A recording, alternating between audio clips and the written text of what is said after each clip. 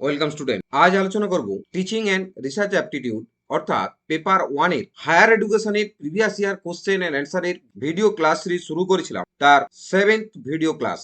Now let's go. First question, which of the following are statutory bodies? নিচের কোনটি সংবিধিবদ্ধ সংস্থা? 1. ইলেকশন কমিশন অফ ইন্ডিয়া, ভারতের নির্বাচন কমিশন। 2. University grand commission, UGC. 3. All India council of technical education, AICTE। 4. National assessment and accreditational council, NAC।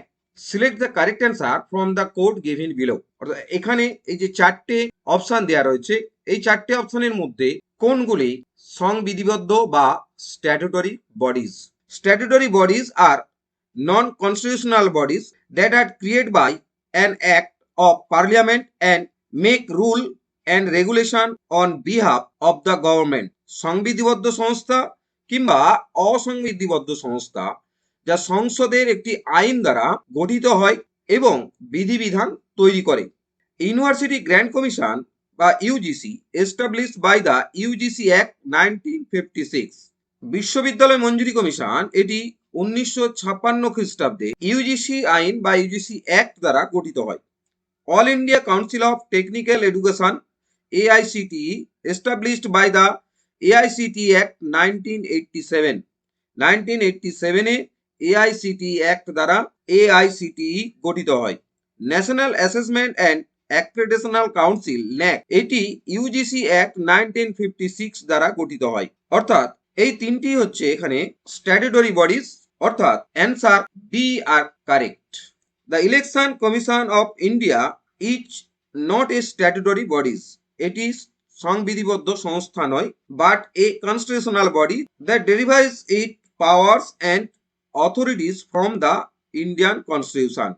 এর যাবতীয় ক্ষমতা বা কর্তৃত্ব তা কিন্তু ভারতীয় সংবিধান থেকে পাওয়া বা এবং এটি একটি সাংবিধানিক সংস্থা, এটি স্ট্যাটুটরি বডি নয়।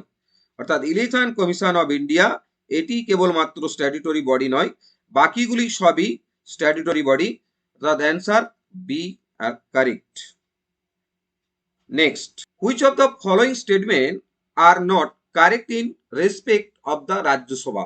রাজ্যসভা সম্পর্কে নিচের কোন বক্তব্যগুলি বা বিবৃতিগুলি সঠিক নয়?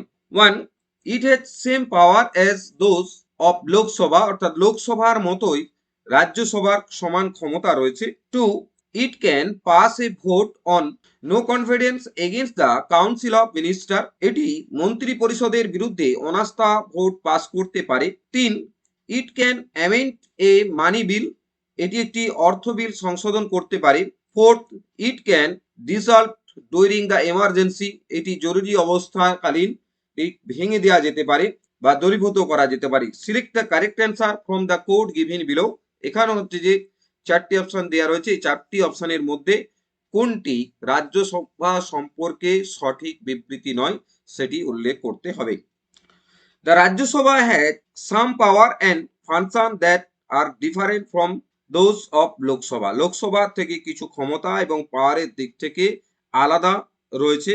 The power statement are not correct in respect of the Rajya Sabha, রাজ্যসভার ক্ষেত্রে নিম্নলিখিত বিবৃতিগুলি সঠিক নয়। It has same power as those of Lok Sabha, প্রথম পয়েন্টে দেওয়া রয়েছে যে লোকসভার মতো রাজ্যসভার পাওয়ার এক কিনা। দিস ইজ নট কারেক্ট, এই উক্তিটি বা এই বিবৃতিটি সত্য নয়। The Rajya Sabha has some exclusive power such as passing resolution to empower the parliament to make laws of state subject, creating new all India service and approving proclamation of emergency। বলা হচ্ছে এতে কিছু ক্ষমতা দেয়া রয়েছে যা লোকসভা এবং রাজ্যসভার মতো ক্ষমতা এক নয়।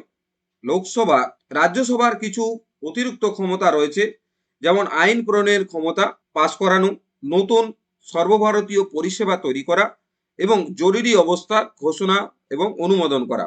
2 নম্বর, it can pass a vote of no confidence against the council of minister, এটি মন্ত্রী পরিষদের বিরুদ্ধে ভোট পাস করাতে পারে বা অনাস্থা ভোট পাস করাতে পারে। দিস ইজ নট কারেক্ট, এটিও কারেক্ট নয়। Only the Lok Sabha can pass a vote of no confidence against the council minister. কেবলমাত্র লোকসভা মন্ত্রী পরিষদের বিরুদ্ধে অনাস্থা ভোট পাস করাতে পারে। It can amend A money বিল, এটি অর্থ বিল সংশোধন করতে পারে। ইট ইজ নট কারেক্ট, এটিও সত্য নয়, কারণ a money bill can only be introduce a pass in Lok Sabha. Money bill বা অর্থ বিল মাত্র লোকসভায় পাস করা সম্ভব বা লোকসভাতেই পাস হয়। The Rajya Sabha can only make the recommendation on a money bill, কেবলমাত্র রেকমেন্ডেশন করতে পারে, রেকমেন্ড করতে পারে। Which the Lok Sabha may accept or rejected, তা লোকসভা অ্যাকসেপ্ট করতে পারে অথবা রিজেক্টও করতে পারে বা বাদ দিয়ে দিতে পারে। 3 নম্বরে রয়েছে it can dissolve during the emergency, এটি ভেঙে দেওয়া যেতে পারে যখন এমার্জেন্সি হয়। This is not correct because the Rajya Sabha is permanent house, Rajya Sabha একটি পার্মানেন্ট বা স্থায়ী house. Only the Lok Sabha can be dissolve by the president on the advice of the prime minister, প্রধানমন্ত্রীর পরামর্শ নিয়ে শুধুমাত্র লোকসভা ভেঙে দিতে পারেন রাষ্ট্রপতি। সুতরাং এখানে যে 4টি বিবৃতি দেওয়া রয়েছে এই 4টি বিবৃতি সঠিক নয়। সুতরাং answer D 1, 2, 3 and 4. Next question. Which of the following statement about the Indian political system is are correct? ভারতীয় রাজনৈতিক ব্যবস্থা সম্পর্কে নিম্নলিখিত বিবৃতিগুলির মধ্যে কোনটি সঠিক? 1. The president is both head of the state and head of the government. রাষ্ট্রপতি রাষ্ট্র এবং সরকার উভয়েরই প্রধান। 2. The parliament is supreme, সংসদ supreme. 3. The Supreme Court is the guardian of the constitution, supreme court সংবিধানের অভিভাবক। 4. The directive principle of state policy are judiciable, অর্থাৎ রাষ্ট্রীয় নীতির নির্দেশমূলক নীতিগুলি ন্যায়সঙ্গত। Select the correct answer from the code given below, নিচের যে কোডগুলি দেওয়া রয়েছে সেই কোড থেকে সঠিক অ্যান্সার নির্বাচন করতে হবে। The Indian political system is a federal parliamentary republic in which the president of India is the head of the state and the prime minister of India is the head of the government. Bharatvarsha একটি federal সংসদীয় প্রজাতন্ত্র, সুতরাং সেখানে রাজনৈতিক ব্যবস্থার ক্ষেত্রে president রাষ্ট্রের প্রধান, প্রধানমন্ত্রী হলেন সরকারের প্রধান। The parliament is supreme is the legislative sphere, এখানে আইনসভার ক্ষেত্রে সংসদ সর্বোচ্চ কিন্তু সংবিধান দেশের সর্বোচ্চ আইন। But the constitution is the supreme law of the land. The parliament is supreme is the legislative sphere but the constitution is the supreme law of the land.